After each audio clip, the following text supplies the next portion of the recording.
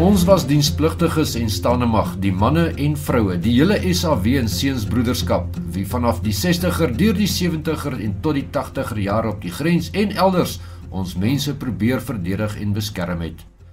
Om die kampvuur gesels ons oor die lag en die huil, die stap en die hardloop, die drill en die marcheer, die oefen en die ontspan, die werk en die speel, die sweet en die rus, die vasbyt en die jiphou, die val en die opstaan, die baklei en die weghardloop, die suksesse en die mislukkings, maar ook die bloei en die doodgaan, die treur en die wroeging en veral die onthou.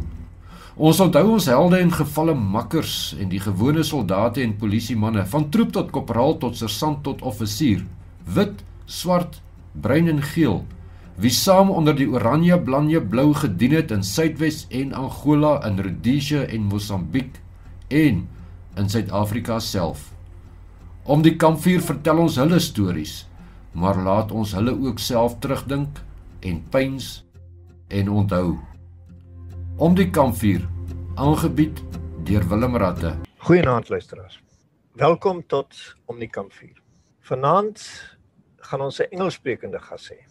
Tonight we will have an English-speaking guest, so our chat will be in English. Before we switch over to Steve, a quick word on Doc Stefan of last week. I want to mention, for those of our listeners who are interested in the Second World War, that he actually wrote a book. He himself is too modest and was too modest to mention it, but the title is Luftwaffe Crash Archives Volume 1. Dis oor Duitse Luftwaffe vliegtuie wat Suid-Afrikaanse magte in Noord-Afrika teëgekom het tydens die Tweede Wêreldoorlog, wat afgeskiet was of neergestort het of sommer net agtergelaat is. Dis 'n baie interessante boek. Maar nou oor na Steve. Tonight we got a Rhodesian. Rhodesian born, grew up in Rhodesia and went to the army there, of course, and then his life went like many other Rhodesians' life went. So first, good evening, Steve. How are you? Good evening, Willem. Good evening to the listeners. First question, Steve. Let's start from the beginning. What is your background? Because most of the listeners are South Africans. So I think they'll find it interesting to hear from someone who was born in Bulawayo, wasn't it? Correct. Born in Bulawayo. On my father's side, my great-grandfather, Charles Hewitt, who was born in about 1850, went to South Africa and served in the Frontier Light Horse. He took part in the Battle of Khulbani and Kambala in 1879. He took part in the same action in which General Buller won his Victoria Cross, where they were surrounded by 25,000 Zulus, and Charlie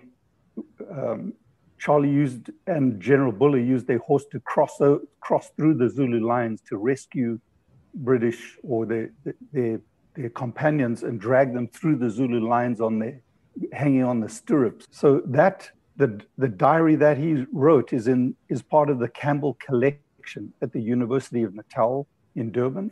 It makes really interesting reading to find that. On my mother's side, her father was Irish, was born on a ship from Ireland to South Africa, and he served in World War I. He came back with a steel plate in his head, and when he died of pneumonia, my mother and her 5 kids became orphans. She last saw her mother when she was 7, and again when she was 19, when she finished school. They never saw them. Her brother was, at one point during the Great Depression, was arrested for stealing a bag of potatoes. So you could say that we've got soil under our fingers going way back. That was Thomas Victor Thompson is buried in a cemetery in Johannesburg. He played a key role in the planting of the citrus at the Zebedela citrus estates. He was a horticulturist by learning. And then my mom and dad grew up in East London. They both worked in the post office. So in those days, it was like your IT station. They did telegrams, Morse code. My mom was Morse code telegrapher. They served in posts in Windhoek, in Makalapi in Botswana, in what is today Botswana, Bechuanaland. And my dad was in Zambia as well, and different places in Rhodesia. There were 8 kids in the family. When my mom had her 8th kid at the convent in Gwelo, the mother said if she would be coming back next year for another. And my mom said no, because she and her husband have just figured out what's been causing all these kids. They were Irish. That was an Irish sense of humor. So there's 8 kids, 5 boys. 5 of us served. 5 of the 5 of us, 4 served in the military in Rhodesia. 1 was too young to serve. And of the 4 of us who did serve, there was probably 12 years of service in it, and the oldest one gave his life in it. So my oldest sister also served in the police reserve, and we're scattered all over the world now. There's still 2 living in Zimbabwe, 2 living in South Africa, me over here. So I don't exactly meet the definition of a SOTI, I guess. Close to it. You don't qualify. Yeah. And then, like any young Rhodesian male, normal, not as much normal about us, but the normal Rhodesian male, you got your call-up papers at some stage, eh? Yes, I was preparing to go to Gwibi Agriculture College.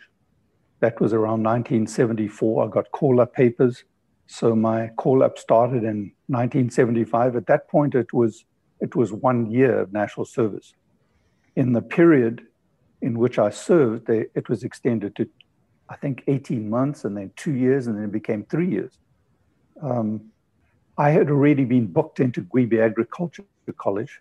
So at the end of my 12 months, they released me to continue that. I guess that was considered an essential, the country that those students keep rolling out. So my first national service was 12 months.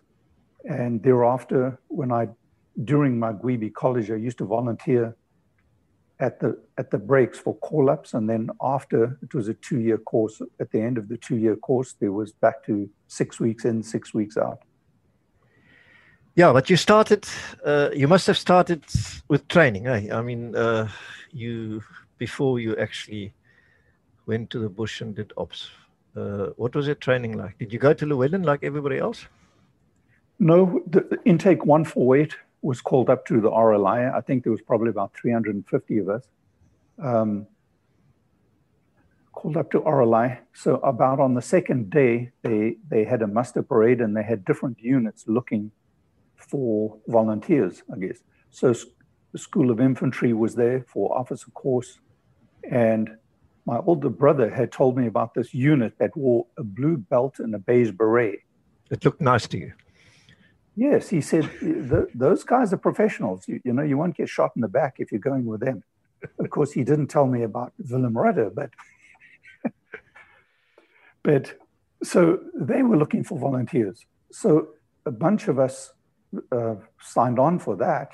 And I was interviewed later. I only discovered later that was our training instructors actually interviewed us, along with an officer, Lieutenant Graham. So they asked for volunteers. They were angry with Rob and myself because we had the education to go on to officer course and refused to do that. Of course, Rob should have been gone because he had a university degree at that point, chemistry, I believe it was. So after we had signed on, and they were waiting for the other interviews, they showed us a parachute, I guess it was early cinema of these people doing different things like boating, and then they showed jumping out of airplanes. And I didn't understand why they were showing us that. Honest to God, I didn't know that this was a parachute group that did parachuting. I can't jump off the high board of a swimming pool. You didn't see the sense of jumping out of a working aeroplane either. No, I think if God wanted that, we'd all have angels, but angels' wings. But we went out of, I'm told that out of 133 volunteers. The other Steve told me there were 133 volunteers, and out of those, 11 of us passed at the end of 9 months.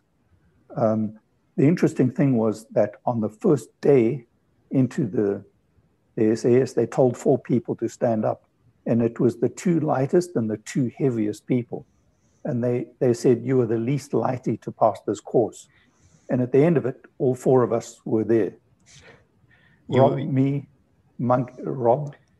Monkey, Jan, and myself.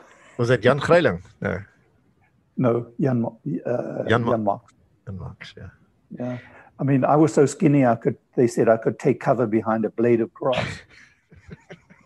It's an advantage, eh? 135 pounds soaking wet. I mean, I used to carry more than my own body weight. Okay, but how did it go? I mean, now you are the lighty of the course. So I think for me, the course was just a case of deciding that you weren't going to give up. Nobody was, as far as I remember, was ever thrown off the course. The only people who left were those who volunteered to leave. That was all it took, was determination. A lot of determination. But just to get the because I think at that stage it was slightly different. You didn't do a selection as such. You went straight into a training, or did you do a selection before? No, it was straight into a training, and selection came at the end of 9 months. I see. And at selection, I think there were 23 left on the course, and of those 11 at selection passed. Mm-hmm. And the training, what was it like? Anything you remember that's interesting? I think a little bit of everything was on it. Tracking, anti-tracking, demolitions, diving, bit of scuba, parachute course, of course. Heavy weapons, lots of shooting, different types of shooting. And fitness, I suppose. Yes, that never ended. That was like the background noise to the whole thing.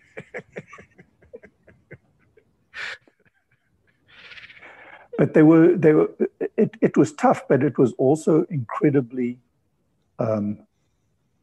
empowering, because it was the first time in my life that the only thing I had to do was perform.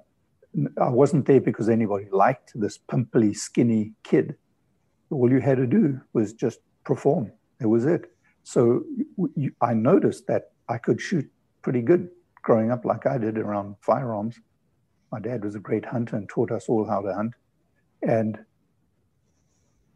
just by performing good like that, you earned a form of respect that nobody takes that away. You earn it. It's yours. You own it. So I really enjoyed that side of it. Any mates or instructors you remember that are worth remembering? One sergeant major, who shall remain a nameless snake, who made us double on the drill square in one place for an hour and 45 minutes. No kidding. And he said, when your thighs are parallel to the ground, we shall stop. And he wasn't satisfied. So he went off and visited friends in the armory and places, left us stamping away there. That was fun. I mean, just to survive that was an education. And then we had an American, Bruce. You remember Bruce? Yeah. He was outstanding. He had served in Vietnam. And of course, Mr. the fisherman. Oh, yeah. Paul. Yes. He all outstanding people. I remember walking across the drill. You don't walk across a drill square, you march across a drill square. And I had to go and ask them something before muster parade. And as I got up close, Langley said to Paul, he said, he's actually starting to look like a soldier. And they didn't know that I heard that. And I was staggered at the thought, because I didn't intend to become one. Behaving like one, I had become it. I had become that thing. Must have been a morale boost to you at that stage. It was. You learn a lot about people too. I remember in the beginning they said, this course, you will discover that you like a new type of people, and people you used to like and be your friends will no longer be your friends. And that was Langley talking to us. And I thought, he's nuts. He's absolutely nuts. And as things went on, you realized that you like effective people. That's it. Just be effective. Don't carry your own weight. Be effective. Don't lean on anybody else. That was a remarkable side to the whole process I was not expecting. It's not often in that course that people are recoursed, but there was one individual on our course who had dropped out of the previous course. And let's say that among us, some form of bigotry crept in, that we looked down on him for having, you could say, failed. And I overheard Langley talking to Fisher, looking at BJ and saying, if we can straighten him up, that's the best soldier we're ever going to have. And I had to look at him in a new way because they saw something in him that I hadn't. And that lesson stuck in life forever. You have to look deeper beneath the surface of a person to find out what they're made of. I think the next staggering thing that I learned in the unit was that the men selected the officers, not the other way around. If an officer wanted to join, they had to join without their rank and serve among our ranks. So by the time we decided somebody was worthy of joining, they had done the ultimate human factors on us that we, when an officer passed that, it was our duty, we were moral and honor bound, whether we knew it or not, to make that officer successful. That principle I've applied through my last 40 years of different levels of management. Very powerful, powerful message. Looking deeper at things, I remember one troopie who, at the end of every day, you got your candy out of your rack pack, and there were 4 hard candies. And you opened it and served it around, your 4 buddies, the 4 of you. And every night, each person opened theirs and served them. And the one individual took everybody else's and then ate his 4.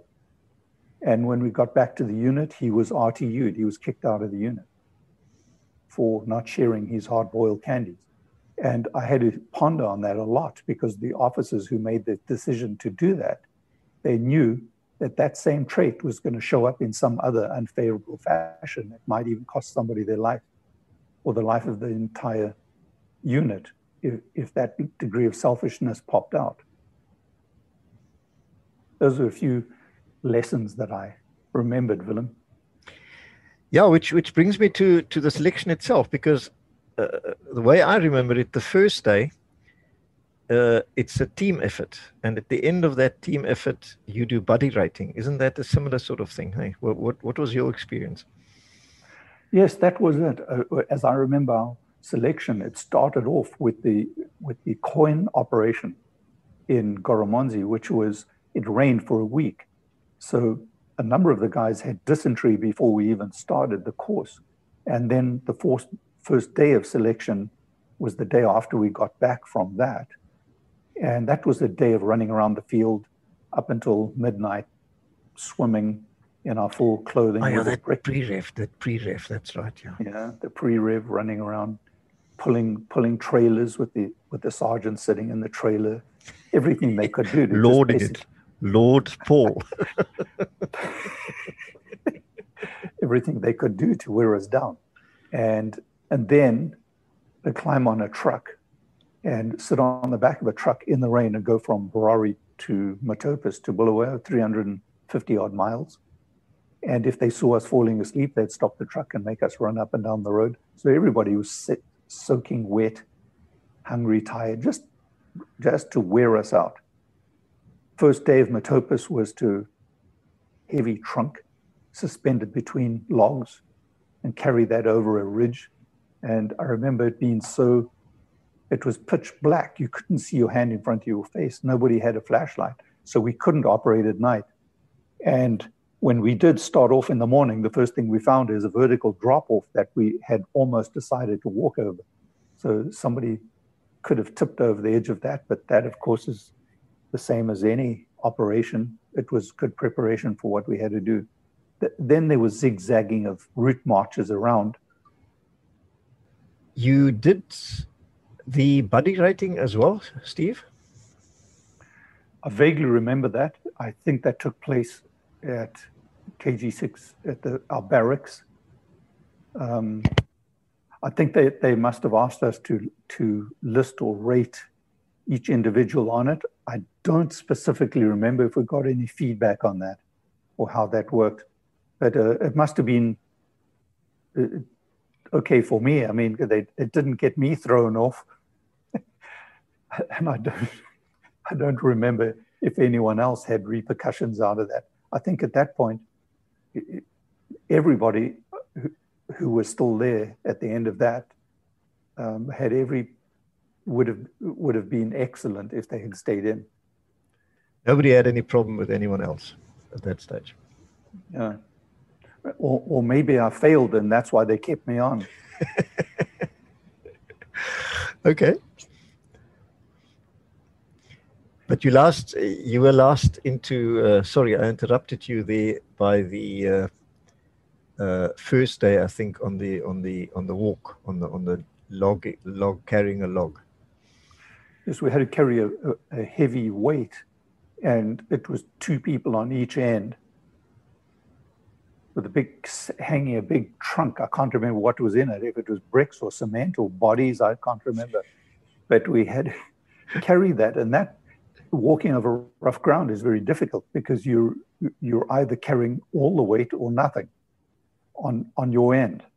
So that was harsh, walking over Matopus granite hills in the rain, slippery. We got down without anybody being ill or breaking a leg. But I remember Stale Willem, he had dysentery so bad he had no trousers on. He just took them off. He couldn't hold anything, but he was still going. He never stopped. Interesting thing about him is that he had a terminal spinal disease, and they had told him that if he did the course, he would put himself in a wheelchair 5 years faster, and it didn't stop him. He carried on going. And did him and his father were very prominent Afrikaner cattle breeders. He just continued going. He was a real bull. What happened to him afterwards? Did he have damage from that or not? No. By the time the war ended, his wife and him farm outside Karoi, and he tried to make contact with guerrillas, and they shot him. Back to the selection. So selection was, if I remember right, it was after that, it was another 3 or 4 days of route marches around where you supposedly walking by yourself, but we ended up, when no one was looking, gathering around. We also knew that we weren't allowed to be on the road, so they were watching. And if you were caught on the road, as you know the story, you would end up carrying extra bricks or push-ups or something. So because we had been delayed so much on the first day, we did all our march at night, and they never did catch any of us on the road. But I ended up with 3.5 bricks anyway, once because he found it dirty. My rifle barrel wasn't to his liking. And the other time was just because I was ugly, and I don't remember the other one. But the skin on the bottom of my feet had lifted right off. So I only looked at it once, and then I never looked at them again. I just kept my shoes on. I didn't want to look. But to get up and walk, you couldn't just get up and walk. You had to almost run and tiptoe. I remember almost wanting to scream out until your feet became numb, and then you didn't want to stop for the rest of the day. You just kept going. At the end of it, it wasn't just a blister. The skin on the bottom of my feet had lifted right off, and I wasn't the only one in that situation. On another course, I saw somebody whose skin came off, and his bottom of his feet looked like T-bone steaks. Really? I'm not kidding. I'm not kidding. Yeah, it's easy to. The final selection on top of Silozwe, they gave us what is a Lucia color test. I only found out afterwards what that was. But we must have got wind of what was coming. And Rob Garmany, of course, the most educated among us with his chemistry degree, he knew what was coming. So he said, they're testing to see us if we're if we're optimistic or negative kind of people. And that's the point at which you're most likely to be depressed and miserable. So he gathered us all around and he said, pick the bright colors, pick the bright colors. So when Rob Johnson, Major Johnson, Captain Johnson, on top of the mountain gave me my Lucia color test, I just picked all the bright, and he made me do it over and over, and I kept putting gray and black to the back. He must have thought I was the most optimistic person on the planet.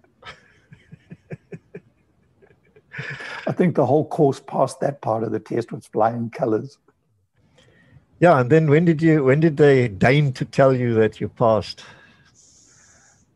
On the very last day, I think it was either myself, Seawood, and it was either Bruce Thompson, who went to RAR and was killed, or it was Stale Willems. I cannot remember. But three of us ended up with more bricks and an extra walk. He gave us an extra leg because we got there soon. So no reward for getting there on time. We had to do an extra leg. And then when we got to that leg, the person waiting on us told us we were too late and we had failed the course. And man, we hardly slept that night. We were so miserable. And then the next day they picked us up on a truck. Johnson was very gruff to me personally. He spoke to each one of us at a time. And he called me around the truck and he said, you lack confidence in what you've been given by God. I don't want to see any more of that. Have more confidence. You've passed the course, laddie. Well done. That was it. But it was the nicest it was the nicest news I'd ever heard in my life. Yeah, and then you were in. Yes. So 11 of us got in there. And then what happened then? Well, then we went to the advanced courses, or that was straight into. Oh, no. We already finished the advanced courses. Demolitions, and I think came after that. And then we were put into the unit, and for 3 months that we were around, we were in the troop without rank, without wings, and only when the troops had approved of us, then we were issued wings and colors of the unit. Had you done your parachute course by that time? By the time we got wings, yes, that had already been finished. But your ops started before that, or did you only start ops after that? I think we'd already done the parachute course and then started ops. Yes, we were fully trained at that point. Pass selection and all the courses we had done. After that, it was only operations. Any interesting operations you remember? Well, I think too numerous to mention. I remember being with you, you had me carry the mortar bombs. I must have been the new guy. And you were about 10 feet ahead of me. There were about 30 of us to a camp. And on that, what was amusing about that is that I was in an open space with Rob behind me when Gooks off to the left revved us, and there must have been ED on us. But I didn't know you could move that fast. But I always move fast when there's danger. But I didn't know I could move that fast. I don't know how many mortar bombs I had on my back, but I kept thinking, if I get one round through it, then I'll be vaporized. So I moved pretty fast. But when we got to that camp, because we were supporting the mortar group, you put me in a position at the back watching the opposite direction to the assault. And out of the corner of my eye, I saw a group, I thought it was our guys coming towards us, and I could not figure it out. It took me probably a few minutes seeing them flitting through these trees about 200 yards away. And I tried to call the officer, and he was too busy. So you signaled Daryl, and he came and looked. And he had his binos, he looked at it, and he yelled into his mic something like 2424, there's toes behind you, there's toes behind you.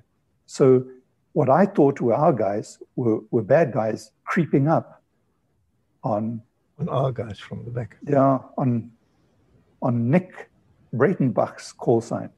And they were facing the other direction. They didn't realize this guy standing 10 yards behind them, having seen them and crept up behind them. So between Daryl and I, we sorted that group out. It was like range work.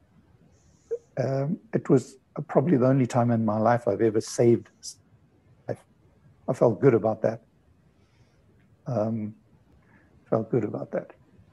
But Daryl sort of appreciated that, didn't he say something afterwards? Yes, I remember my older brother was on officer's course and came home and told me the story. He said he was on his officer's course and he met Daryl, who was also on the POC course for officers.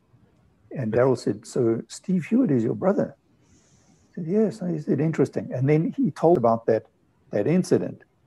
And the way he related it sounded like he was talking about an Englishman. He's a real Englishman, not a colonial like me. He said, Steve came over and said, "Sergeant, there's some people out there. I think you better look."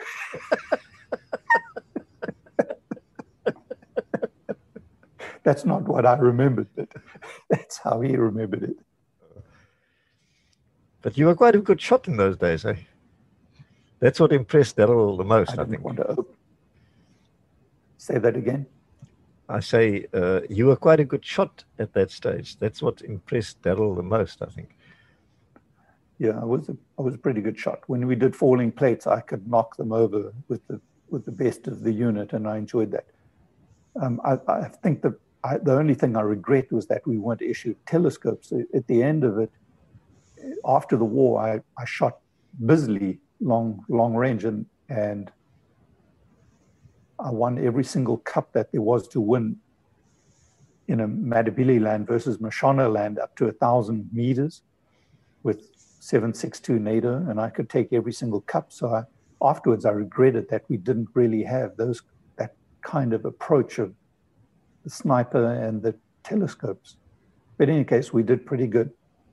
Wasn't there, on that same contact, when you asked Daryl to come and have a look, wasn't there a funny sort of incident where the guys in front, when they realized there was somebody behind them, when they tried to snivel behind the trees or something?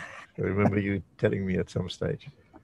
Monkey didn't have the radio, so in that split second that Daryl warned them, and fire was opened. When Daryl and I opened fire, those guys were opening fire on Nick and Fani Skeepers and Monkey Paulson.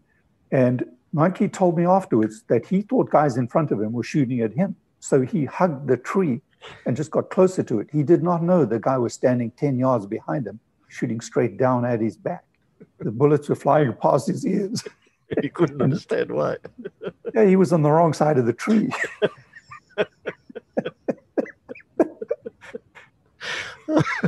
That's probably why they called him Monkey. Well, I think they all needed underwear after that. Yeah, and then? Well, they also bombs going. So Daryl took my pack and threw it to the guy with the bomb. And what they did, instead of putting it on target, they fired one into the tree that showered all of us.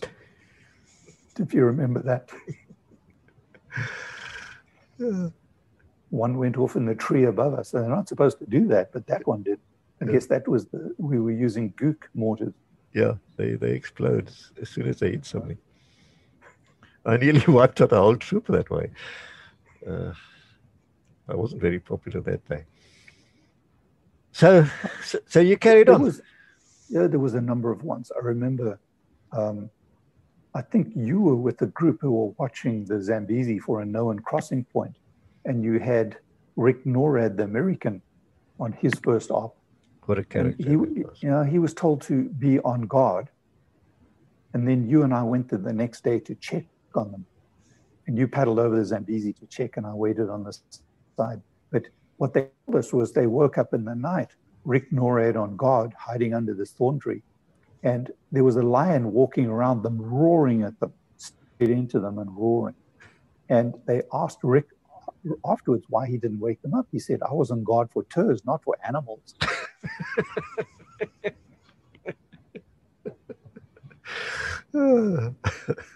He was a character, but he must have seen some things in Vietnam, because he went to Sharp's farm for an R&R, and they shot a kudu. And when he saw them start opening the kudu, he ran off in trauma, throwing up and yelling, because what I had to figure out was the only thing he had ever seen like that was people. He had never seen an animal like that.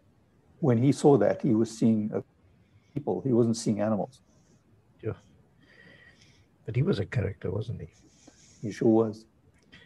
He's the only bloke that I can remember who could keep a whole company in stitches for about an hour just by him telling stories. You know, he was incredible. And when he did guard duty, he was the only guy you ever saw who wore his full webbing, 200-round belt on him. He didn't take any. He was a pro. Yeah. Any other ops you remember? I remember being picked up once by, we were observing camps in the north, and I was with Mike Smith, and you were on a mountain opposite us, if you remember that. And we could observe them for about a week, found a new camp. But when we came back, it was really thick bush, thick forested area. So the helicopter couldn't come down. So you apparently found one. And then when we you had been picked up. And when we got over to that exact location, we were all looking around and said, how did Ratte find this space? There was no space. The helicopter was clipping branches on all sides when it picked us up. But somehow that was Willem's LZ was okay. Yeah. That was fun. Nicest sound on the planet is an alouette coming to pick you up. It sounds like the Lord himself approaching us. That was our saving grace so many times. I think when he comes back for his second, it's going to sound like an alouette. But you did basically a year and then you went to Gwebi. Is that right? Yes. And then I remember you told me something about the late Rob Slingsley and the late Putnell coming, well, you meeting up with him, and you were determined to join permanent force, regular. What happened? So what happened on the second semester of Gwebi? My oldest brother Tim was in police support unit. He was a troop commander in support unit. He was shot and killed, and that was an interesting thing by itself. His Matabele constable stayed on the truck. Tim was shot through the spine, and the Matabele constable stayed on the truck, was hit 7 times firing his machine gun. And then he jumped out on the driver's side in full view of RPDs and whatever. He pulled my brother out on the far side of the vehicle. And a week later, when we were burying my brother, here was this constable with 7 bullets in him. And because I was young and less experienced now, I didn't know what to say to him. What do you say to somebody who's done that for your brother? So I said to him, you should be in hospital. And he pulled himself as tall as he could with his bent, shot through, said, a man must strive. I was impressed by that. So anyway, to continue with the story. So I wanted to sign on. I had enough of this Gwebi college, and there's people dying, and I'm sitting here feathering my own nest. So I went to the troopies, and there was Rob Slingsby, Butnell, and a couple of other people. And I told them, here's my plan. I'm going to drop out. And But and Rob both had spontaneous, the same reaction. They both said it, or one of them said, if you come back here, we'll beat the shit out of you. This country needs that. Continue with what you're doing. We're all fine here. We've got it together. Both of those guys died in that war. So I look upon it that my Gweeby diploma came at the cost of those two gentlemen, along with many others, I might add. So I was a stealer at the back, and they were keeping the enemy off long enough for me to feather my. Yeah, I wouldn't put it that way, but there is something in that. What I really appreciate is what those guys said to you. It just shows you what kind of blokes they were, Rob and Butnell. Yeah, and then, well, obviously you, even though you'd gone to Gweeby, like everybody else who'd done his national service, you were called up later for camps or whatever they called it. Yes, I volunteered during our breaks in between the semesters at Gweeby. I used to volunteer for call-ups, and then so that course ended in 78, just after mid-78, and then it was another year and a half of 6 weeks in, 6 weeks out. I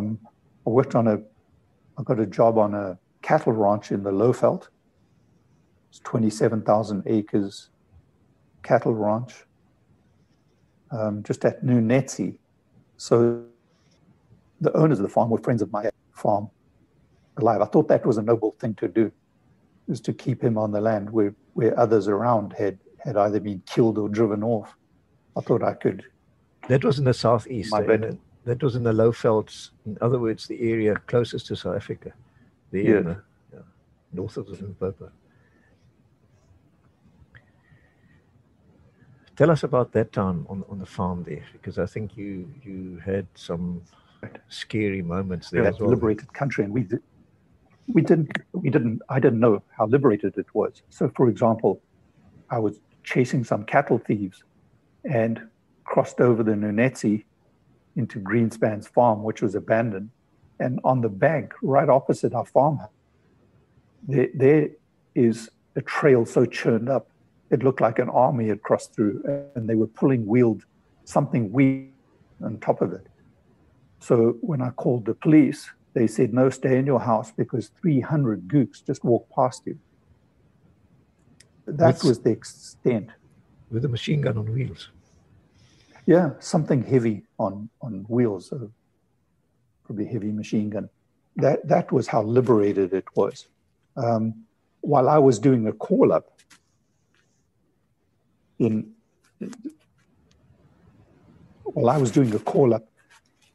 a gang of them attacked the house. And afterwards, they found 33 firing around the house, attacked it at night.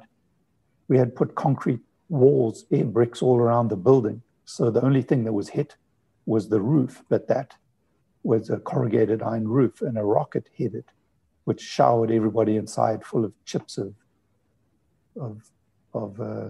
corrugated iron. And Harry, the owner, was running around in gumboots, and one of his gumboots was spilling over with blood. But they didn't press home the attack, they left. But I often mourn that I wasn't there on that night with an FN and my dad's 270 Winchester with a scope on it. I think a couple of them would have regretted it. But the interesting thing was afterwards, we found out that they were being fed and housed on the ranch with us, who was a prominent Rhodesian rugby player, first team rugby player. So that came as a shock to my impressionable mind to find that stuff was going on. I had no idea. So the farmer was actually feeding the gooks? Yes, he was feeding them. Yeah, it happened. Yeah, and the most interesting, well, before we come to that, any other call-ups that you remember before we come to the Utsi part? I think not specifically, Willem, not specifically. I think lots and lots of four-man call signs. Lots have been very careful. Lots have been a long way from home, if you know what I mean, a long way from the border. So if you screwed up, you were going to have to long way to walk. Yeah, live by your wits. Lots of OPs. I remember doing one with you. I think there were 4 or 6 or 8 of us. I can't remember how many, but we were overlooking right on the edge of the border, like Nyama, where the Mazoe goes into Mozambique. On Mount Gungwa. Gungwa was it. And we had a set of binoculars off a World War II Japanese destroyer that we had borrowed from the scouts. And we could count people at 14 kilometers. We could count the number of people on a drill square with that thing. And the most notable part of that, if I remember, was how you could, if you paid attention as the light came over in the day, you could see different parts of that camp. And that was really startling for me to realize that the powers of observation change as the light changes.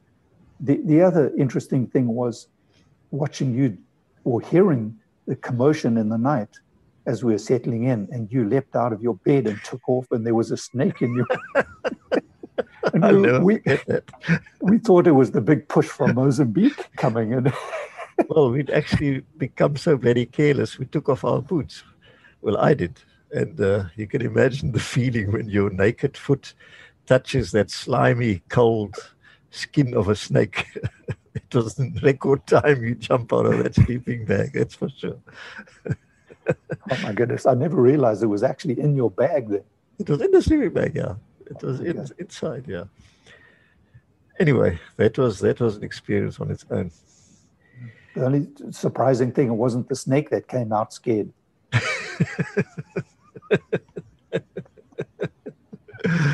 Yeah. Well, then at some stage, late in the war, you got called up and you got sent to a farm called Udzi in the east, in the eastern highlands. That's if you could tell us about that. So the call up where I was, the one I told you about when I was on that cattle ranch, that place was so dangerous that the way I saw it was that a call up was actually like going on R&R.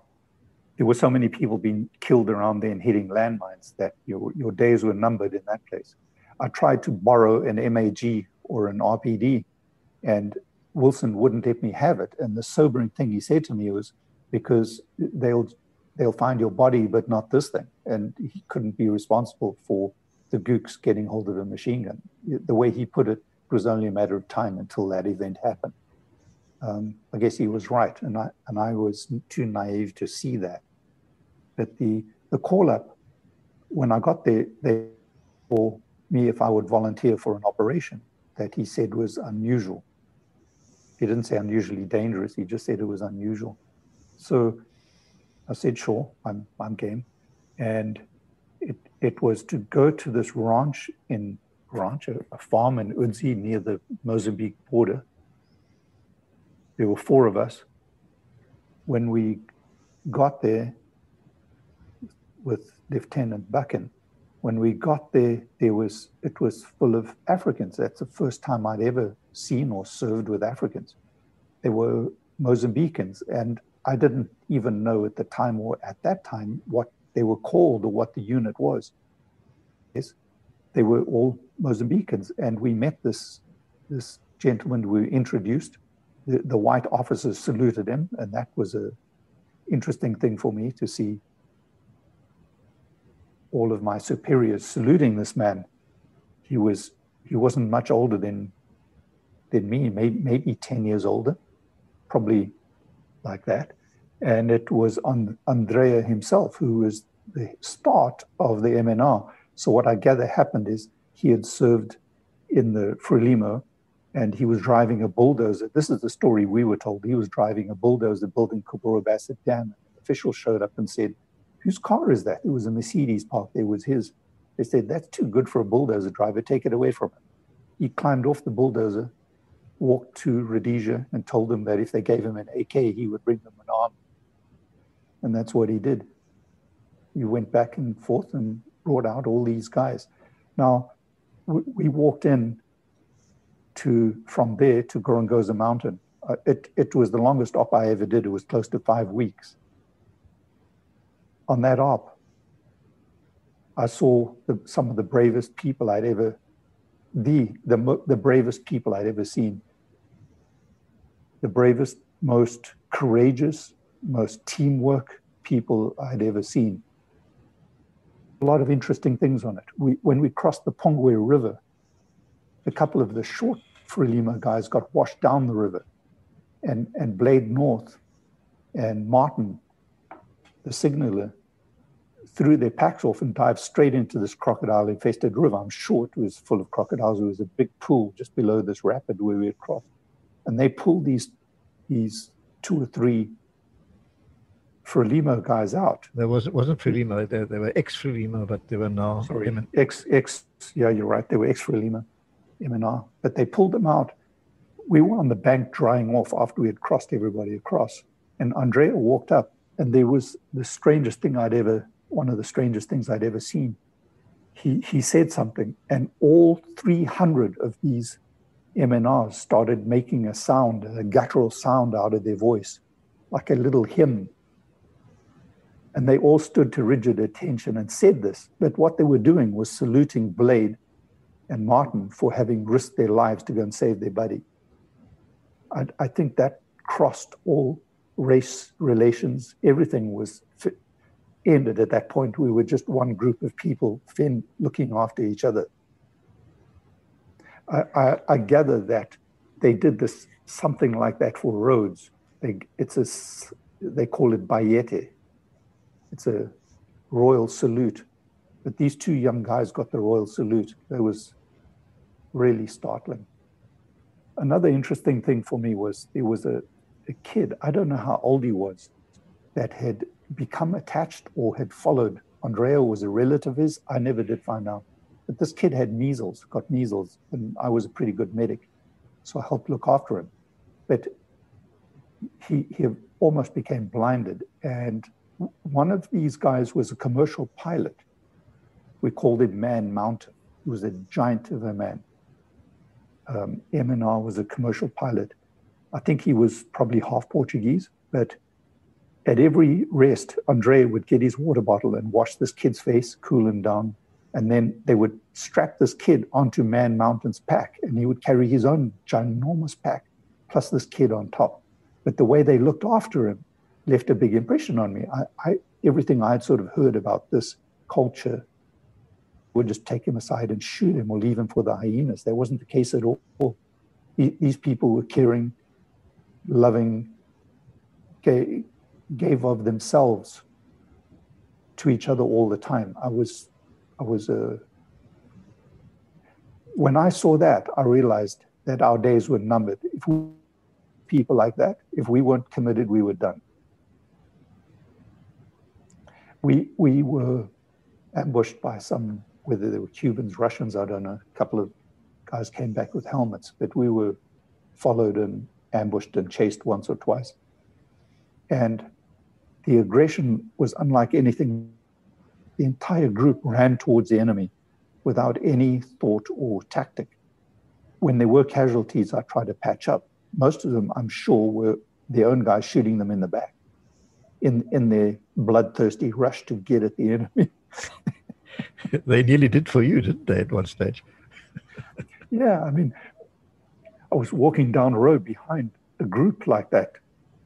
We crossed over a main route, probably the main one going through Mozambique, walking behind, just 20 yards behind a group, and a truck came over, the Frelimo truck came over the opposite direction.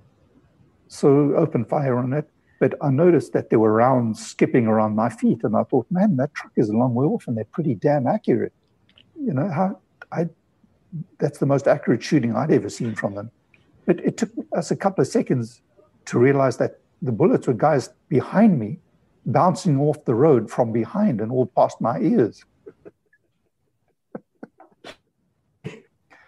They had target fixation in the way. Yeah, there's a picture in the first essayist book of Charlie Buchan with Andrea holding a bunch of money in his hand. I took that photograph. Yeah.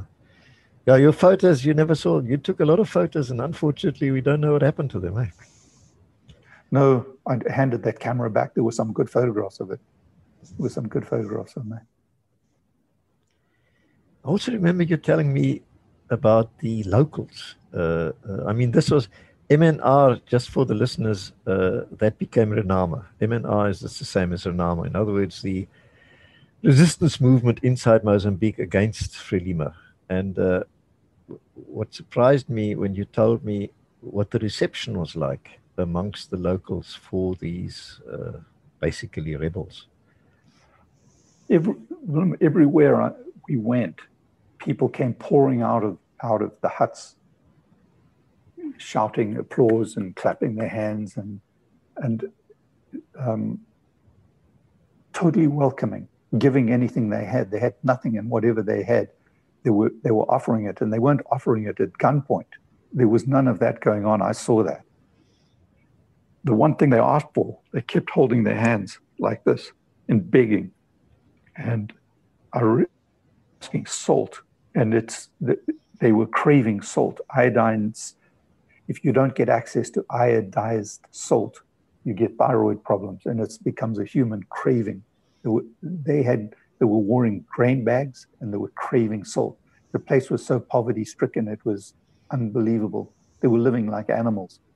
And that's what Mozambique had become under Frelimo in a very, very short space of time. That was staggering to see that. I remember an impression, we were resting up middle of the day, and I could smell citrus. Peculiar, very pungent smell of citrus.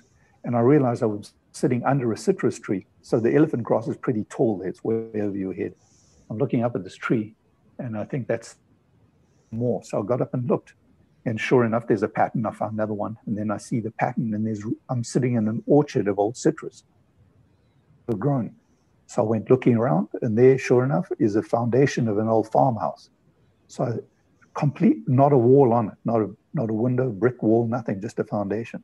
So I got up, climbed up on this a couple of feet up, and as I got up on it, you could look down this most beautiful river valley, one of the most beautiful vistas I've seen from a farmhouse ever, down this long valley with a river in the bottom of it. Somebody had built that. Some family, with all their dreams and efforts and everything had gone, all that was left was a concrete slab. Gone. No. So looking over that river valley and seeing, it was a deep impression of how we are from dust, and from dust we go. I don't have a conclusion other than that it left a deep impression on me that everything we work for can turn to dust if we don't get it right. Especially in Africa. Yes, ago that had been there, if it was 100 or 400 years. So it could have been generations of farmers might have on that, in that area. I think a couple of other impressions I had of that exercise. Andreas had a younger brother called Luke, and in one of the ambushes, Luke got shot through the thigh. And I tried to dig it out, and I had a long-nosed needle tweezers. I tried to dig the bullet out of him. I could not, but I kept him alive on penicillin. He never got it. And another guy had the whole top of his hand shot off. So there were about 3 fingers and half his palm of his hand just looked like ground beef. So I wrapped and strapped that up every day I would get there. This man turned gray, just gray. You sit there holding his hand. I kept the flies off it. Would go there 2-3 times a day, unwrap it, keep it clean, pump him with that. That went on for 2 weeks. He never uttered a word of complaint. And I could see the other guys looking at me while I'm helping him. That was an impression. When we got back at the end, I got word through Charlie Buchan that they said the doctor who helped that man said that whoever had attended to him for 2 weeks was something like a miracle worker, because he should have had gangrene in that period of time. So I was very happy with that. Keep those 2 guys alive. The guy we called Man Mountain in one of the ambushes, he got hit, one little bullet hole in the shoulder here. I tried to revive him, but he was gone. That bullet must have gone straight and scrambled his inner organs. But that also left a big impression on me, that how unselective it is. Whoever gets hit, if your number's up, your number's up. If it's not, it's not. That trek on foot was about 5 weeks, 4 or 5 weeks. It was 4 or 5 weeks. When we came back, they picked us up with a bell, and the bell was traveling at 110 knots for an hour and 10 minutes in a straight line. But we went there in a big zigzags. So it was about a 5-week walk to get there. And in that time, you never had a bath? Well, I had one. Andrea, I never thought of carrying soap. I never carried soap. Smells. They gave me a little piece of soap, and I was able to climb into a river at one point. And there we are, Andrea and us all stripped naked in this, with our weapons lying on the bank, and guys with RPDs standing guard over us. I've never felt more naked or vulnerable in my life, standing there in the middle of Mozambique, surrounded by guys who themselves must have shot a lot of white people in their life. That was a strange experience. That was a surrealistic. It was a surrealistic experience. Got one bath. We must have stank. I think our clothes fell to pieces in that period. We ate cassava for 4 straight weeks after our food ran out. I was going to ask you about that. What about your diet? We ate cassava and sugarcane, chewed sugarcane endlessly. When I came back, my teeth were nicely white. At one point, Andrea gave us a chicken, so we shared it between us 4 and our bodyguard, Jonathan, and we split that chicken up. I'm telling you, we ate the bones. There was nothing left of that chicken. We chewed the bones. And I believe you didn't pick up weight. Let's put it that way. You didn't exactly put on weight on the trip. No, that was a trip where you came back looking like skeletons, I believe.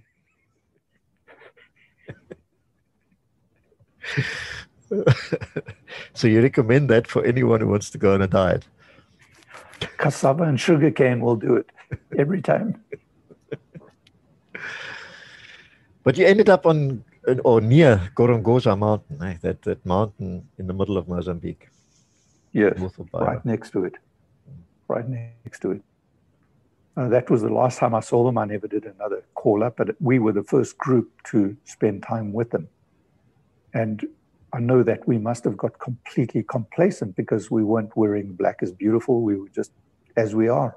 And when the new group came in, they dropped off by Bell, and we went out by that same Bell, if I remember right. And the new group looked at us absolutely startled. They were all painted up. They dived onto the ground and lay flat, standing there with 300 people staring down at them. And then peering up at us from the ground in the prone position. Get up. Hey, it was like party town. Like, you're back in the city almost. Yeah, stand up. Rise up, Lazarus. Well, MNR or Renamo control that area, that total control in that area, in the middle of Mozambique. That's right. It is right. I mean, they were the guys were following us endlessly, but we didn't we were in control. It's the first time I'd seen that. I wished we had done more of that. I wished we had taken that role earlier. And what I saw is their determination. A lot of them were so practical. When we stopped for a break, there was a number of them had been senior officers courses trained in Russia, if I remember right, Russia. And we would stop for a break and they would do rifle training with new recruits right there in front of us. Just clear a little patch, stand there, do hoagie drill, do their rifle drill. Every place we stopped, they were so adaptable, so efficient, effective. Dedicated. Yes, dedicated. And I heard some things afterwards of what this unit did, horrific things I read in the press.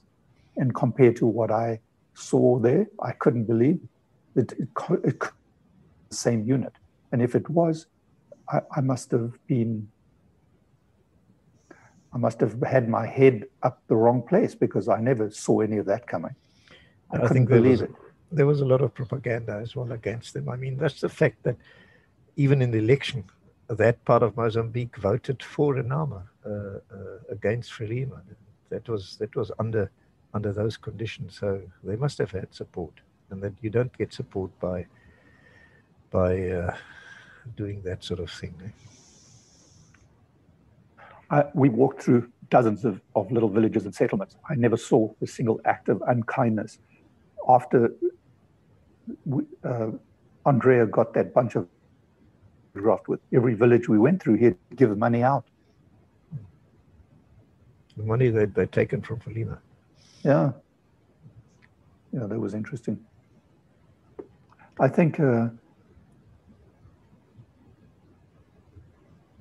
idea that there's more in common between the races than there is differences came as a startling to me. We all bleed the same, we all feel the same, we want the same things. It's impossible that we can't work together to make it work. But that pendulum has to stop swinging from side to side before that'll happen. Yeah, I think, as you said, we did this too late. It was, if we'd done that earlier, if we'd forged this alliance with Renamo earlier, I think it could have made a big difference. The same Daryl, what you mentioned earlier on, he went in with Renamo as well. And he apparently, I haven't read that book yet, but in his book, he talks about it, and he very much reinforces what you said earlier about these people. Anyway, you mentioned earlier on that the locals there were so poor and craved salt and were in a bad condition. And at some stage you mentioned to me that even in Rhodesia, back in Rhodesia, when you at areas there you visited with on mission stations, you never saw that level of poverty. Tell us a bit about that part of your life, seeing those mission stations, because not many of us actually had that experience inside Rhodesia. Are you, before the war started, that era? Yeah, well, any area. What was it like? Okay. What was it like on these mission stations? Because there's a lot of feelings about this. What was the reality? So what I know about it was, as a good Catholics, and my dad was a great hunter, he would get invited to these mission stations to help shoot baboons. I'm not sure if he ever shot a leopard, but there was the missions always had their own gardens and their own livestock. And the brothers who worked at those missions had a hard time keeping control on that. So my dad would go there with his rifle and all his kids would shoot baboons and wild pigs mainly. And So, for example, if you look at Matibi, the Matibi Tribal Trust Lands was the most remote place we ever got to in our Land Rover. That was first gear for a day off the road to reach this mission. It was before the war. Yeah, before the war when we were kids. I never saw poverty in Mozambique ever like that. There was, yes, villages, very simple, hut, not even a long drop, but always fat, well-fed kids, happy people, crops standing. I never saw poverty like I saw in Mozambique ever. And that goes for numerous places. We must have been probably about 8 different missions we must have visited over the years all around the country. Never saw that. Crops, always crops standing. People had maize, they had their staple diet, they had their chimolia, their vegetables. Never saw that level of poverty ever. And the relationship there in those tribal trust lands, you as a family traveling around, did you have any, did you feel threatened at all at any stage? No, that was the idea of being was so opposite that it never even occurred to me. When we drove along, whole throngs of kids and dogs would come running out of the villages and cheering and waving. I remember my mom told me afterwards that we went to many places where the people had never seen a white baby, and they would come from miles around to come and see these little white molungus. They call us molungus because we look like little corpses, but they came to visit us. There was never any sense of threatening at all. They were just people struggling for their own livelihood, and we were just others like them passing through. I never sensed any rage or frustration at that. So they didn't run away when they saw you? Yeah. The maid who worked for my mom had a little boy called Gilbert, and we used to play go-karts and cowboys and Indians and all that kind of stuff, and he'd play with us. Afterwards, he became an Alouette pilot. Yeah, no kidding. He became an Alouette pilot. He killed himself in an Alouette, flew into a building at Cherezi, but he became a bona fide Air Force pilot. Oh. Yeah, after the war, a lot of people went different ways. A lot of people went out to South Africa, others went to other countries.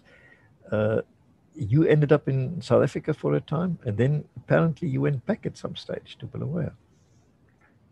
So I figured that I was farming at the time, seed maize and tobacco at the time that Mugabe got in. And at that point, with my Guivi diploma and the land bank loan, 1 year of experience under my belt like I had, I could have got a land bank loan. So they lease you the land and they give you 110% loan for your business proposal. So you get everything you need for the crop, to put the crop in, plus 10% for your own expenses. There were people doing that 3 years who had owned Mercedes Benzes and flew airplanes. It was like the nearest best thing to money growing on trees in those days. Best tobacco in the world, and seed maize was not too bad either. But what I predicted that Mugabe, it would go 20 years and he'd take our farms. I absolutely predicted that. I nailed it. I was within 2 years of the 20 years. I decided I'm not going to wait for him to do that. So I did a trade as a tool and die maker.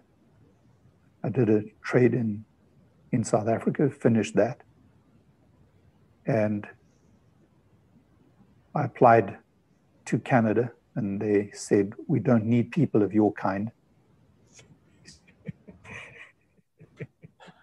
Went to Zimbabwe, made furniture for a bit, and that wasn't going too good. It was really interesting. I worked at a place where there was probably 300 of the 350 employees were ex-guerrillas. Number of experiences I had with that is quite startling. Good people, motivated, not, on the outside of it, no external features of overt communism. They all wanted something for themselves. They all wanted to send their kids. They worked hard, and they weren't racialist to us either, and they could have been. So, but the interesting starts being now we start this business. We're kiln drying our own wood, selling furniture, exporting it, selling it inside. And to get little bits, to get glue or fittings, it got to the point you couldn't get it unless you bribed a government official or you paid somebody to drive it over the border on a Scotch cart. You couldn't get stuff done, even if you had the money. Some corrupt government official. The way I saw it is they didn't have a clue how to revive that economy, and they weren't going to. They were in it for themselves.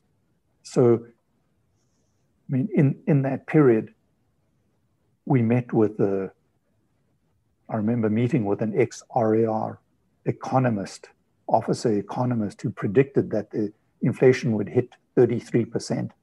And we were all in shock. And it ended up going to millions of percent. So some people could see it coming, some couldn't. I applied to the Canadians from Zimbabwe, and they took me in right away. Apparently it determined where you applied from that made the difference. And I want you to tell us what you told me once about what your brother said at one stage about how the white skin was seen before and after. Remember that? Yes. So this particular factory that we took over from was a timber mill that used to sell railway ties.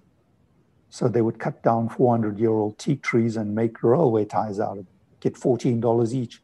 So you get 3 times $14 for a 400-year. We were making furniture out of it, and the value added was in the thousands of percent compared to railway ties. So the whole business boomed. It just shot up like a rocket. We were making finished goods, and with my tool and die experience really helped. And as did everybody's skill really worked. But one of these ex-Gook, who's a supervisor in the yard, told my brother, he said, we used to see you as oppressors, and now you are makers of jobs. You give us jobs. You find out how to make that work. We can't do that. You can.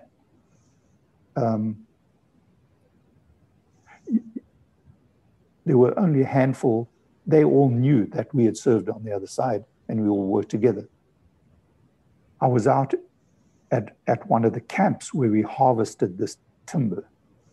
And at the camp, we sat around a fire at night, and I'm looking at 5 or 6 guys who've all shot white people. I'm sure they did. The one guy claimed that he had fired the rocket that set up the Harare refinery that set that on fire. He claimed he had done that. I believed him. And we're sitting there discussing, they saying how terrified they were of the MAG sound. And I was telling them how I was terrified of an RPD rolling around in laughter around this campfire in the middle of the bush. A few years after we've all been burying each other. That was surrealistic, but it could have been better, but it isn't. I don't know how to cross that boundary, but maybe one day it will back. But I think in hindsight, when people are sick of being losers, then they want to become winners. If I had one thought, it would be the Israeli model of the kibbutz. It's terrible to see what happens with people in South Africa living on the streets, and all these farms out there that every single one of them could be a kibbutz. Follow the Israeli way. All you've got to do is a piece of ground, a little bit of water, and everybody's eating. And after that, you sell a little, and everybody's got clothing. And if you've got life, you've got hope. Maybe that model works. Maybe it doesn't. I'm surprised it doesn't. I want to come back quickly to your mother. I met her, and I had a lot of respect for her. But I want to ask you. You told us about your brother who died in ambush. I think he worked for the police or BSAP, or you said support unit, which was part of the police, I think. How did your mother take it? I mean, there's a family, and she loses her son. If you don't mind, can you tell us how you saw what was her? How did she live with it? Willem, it's hard to capture in words how an event like that can happen. I know the impression it had on me is that whenever I listened to a speech of leaders afterwards, I would listen carefully to hear them talk about the regret for all the people that were buried in futility. And I seldom ever hear that. But when I saw what it did to my mother, words can't capture that. It was her firstborn son. I saw her shovel sand on his face, and I think she knew it was going to happen. She told me she had a premonition that it was going to happen. I'm not sure if I'm capturing that right, but last time I saw my mother in Zimbabwe in 2008, she still spoke about that.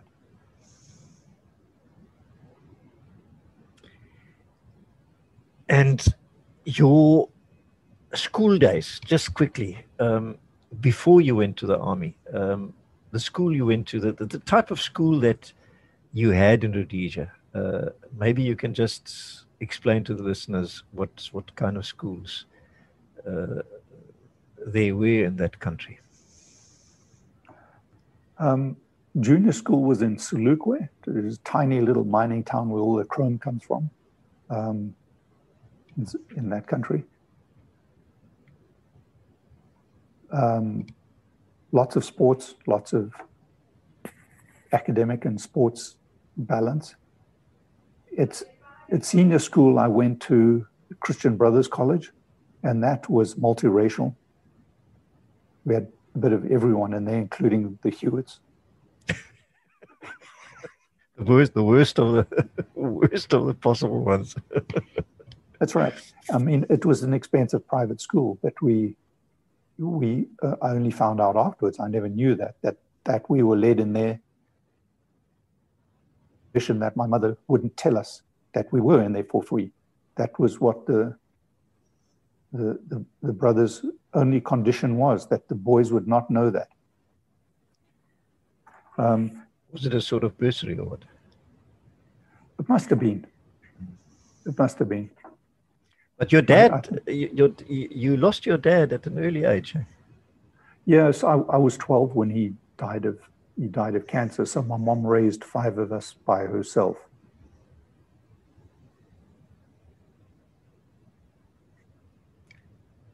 And the brothers. Am I missing something? And the brothers took you all into that school. All of you. Yes, they did. Yes, they did. It's nice of them. Irish brothers.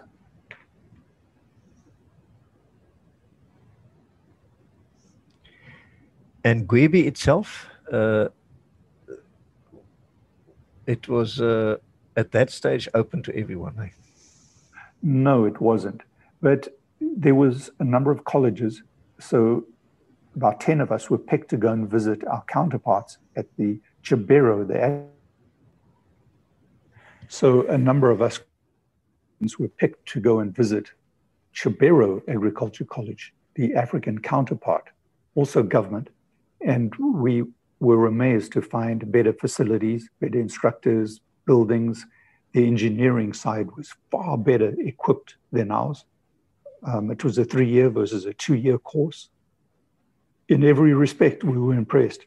And the interaction we had with the students, was obvious that they were highly intelligent and they were motivated. At that point, I had already been through the army and the MNR and everything else. Small exposures to that element.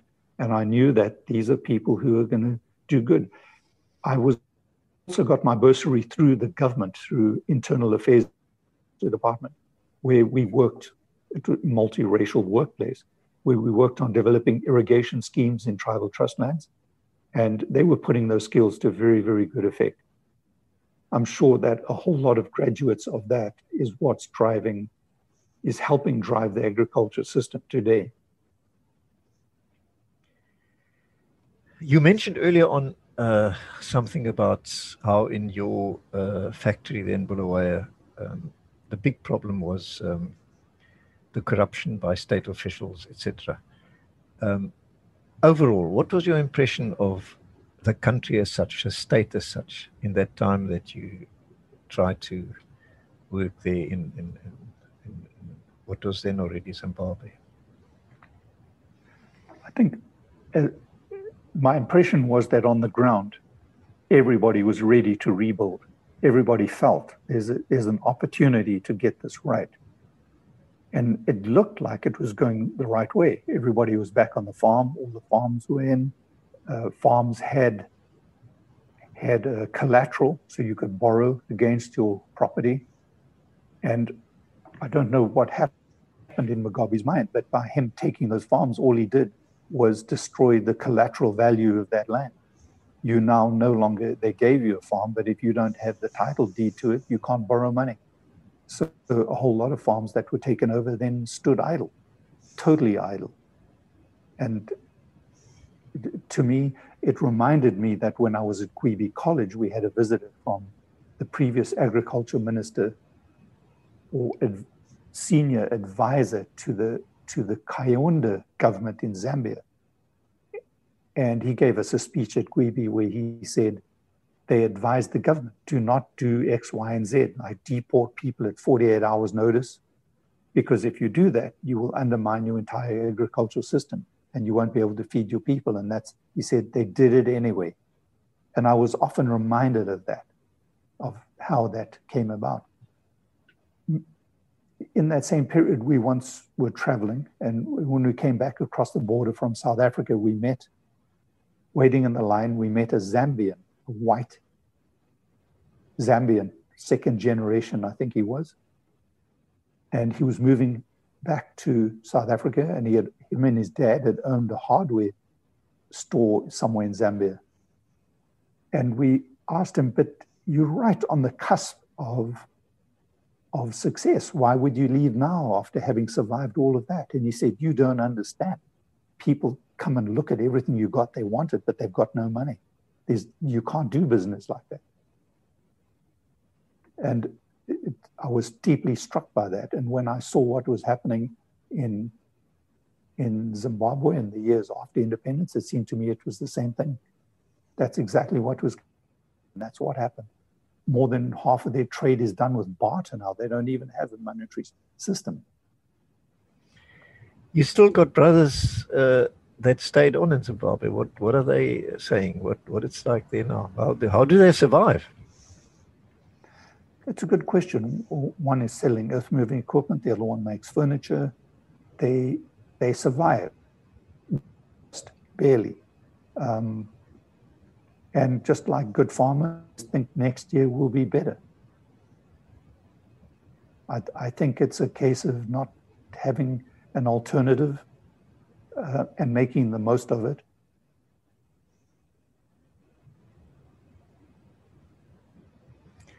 But at least, strangely enough, there seems to be a tremendous opportunity for growth. The mines are booming.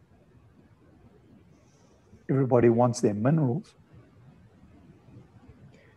So the story about the Chinese taking everything over is not really true, is it?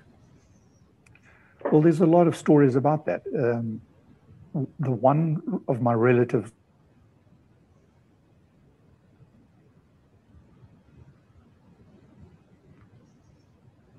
and just into Zambia, the Congo gave that contract to the Chinese, and the Chinese then, in taking it over, they arrive with everything, their own labor. Even the food is brought in. There's the money that they pay the employees with is brought in from China. There's no interaction with locals whatsoever, nothing. They come with everything they need. They go with their copper. and that's the end of it.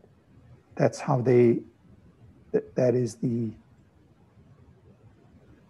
that's how they operate. So wherever they do operate, they are not going to make any contribution to that economy at all.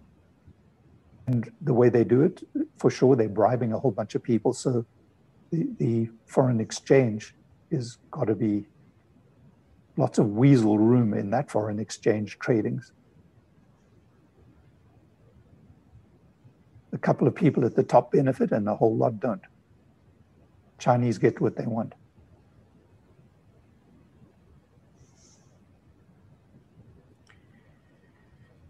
Yeah.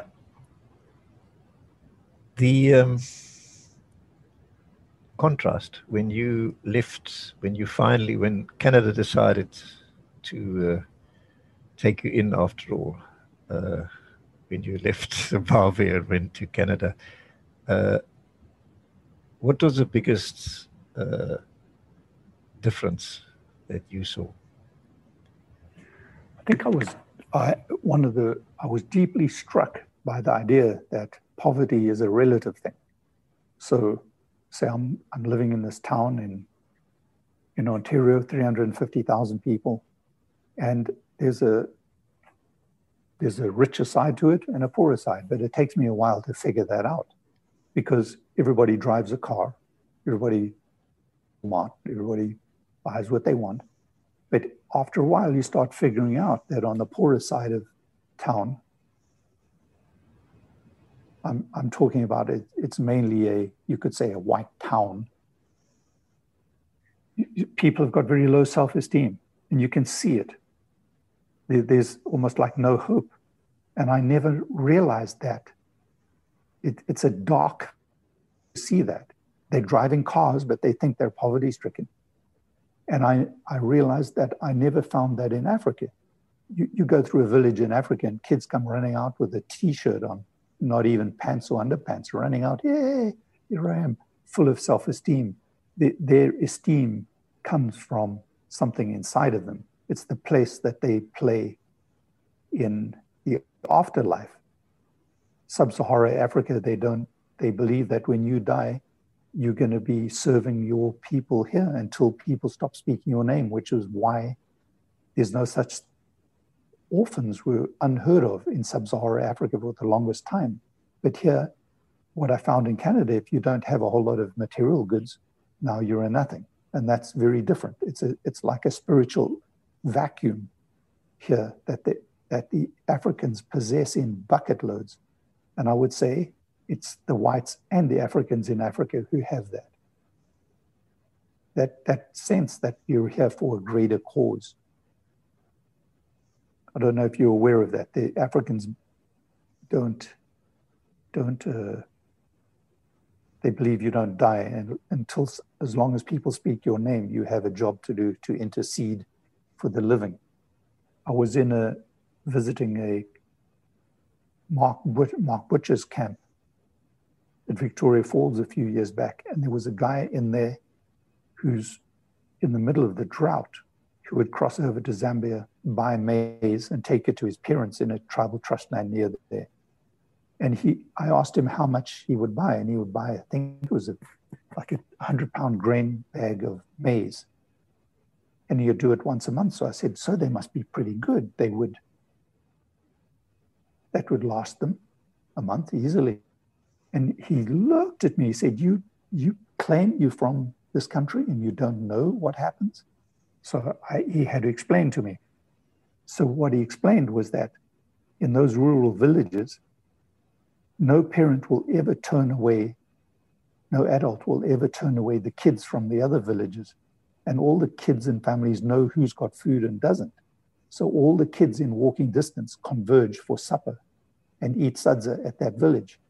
And he said they'll finish their cornmeal, their millie meal, in a week, and they'll starve for 3 weeks, but they don't care. They'll eat lizards. They won't turn away children. They'll turn away adults, but they won't turn away children. And I was struck by it. I never knew that was going on, that same spirit of togetherness. If they harness that, and if it could be harnessed a lot more than that. When you went back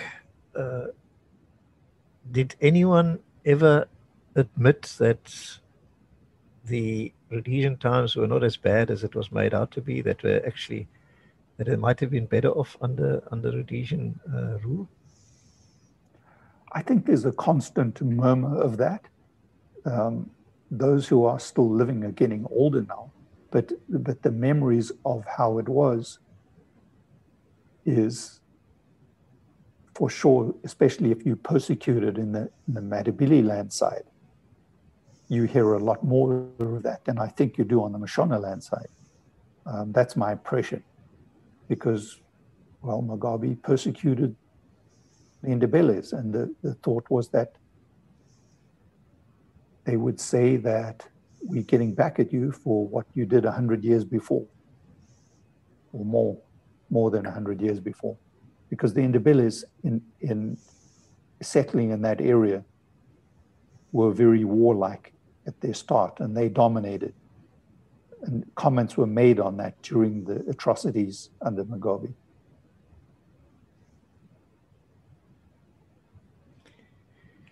Yeah. Steve, thank you very much. I think this was a really interesting look into what it was like in Rhodesia in your time. As we spoke earlier on, a normal family, down to earth, normal family, normal youngster growing up and having to go to the army. And thanks very much for agreeing to talk to us. And and I believe you are in the USA now, and you've got a little family of your own, and all the best. And I hope you you watch this later as well. Willem, thank you for having us on.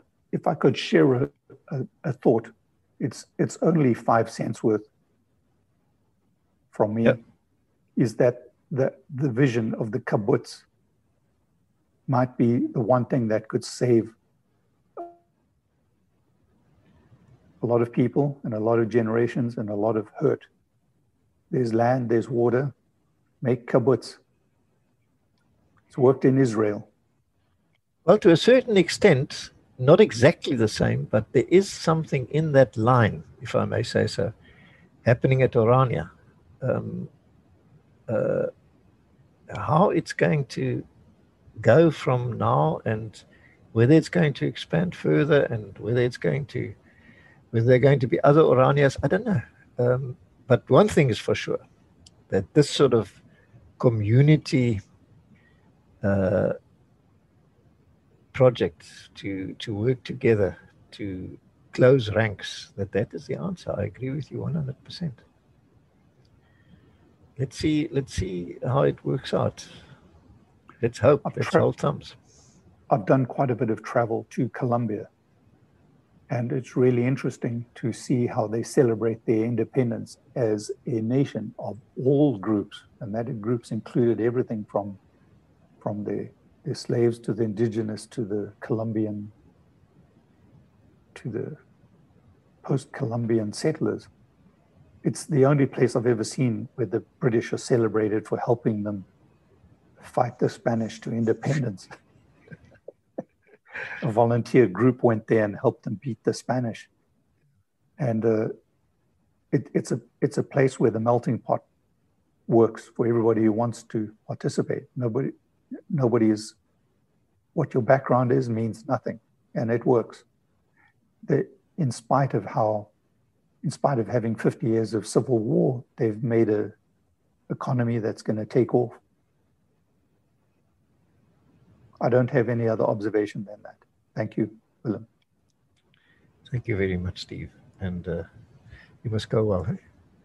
Same to you. And to your listeners, good night. Thank you. Same from my side. Good night, everybody.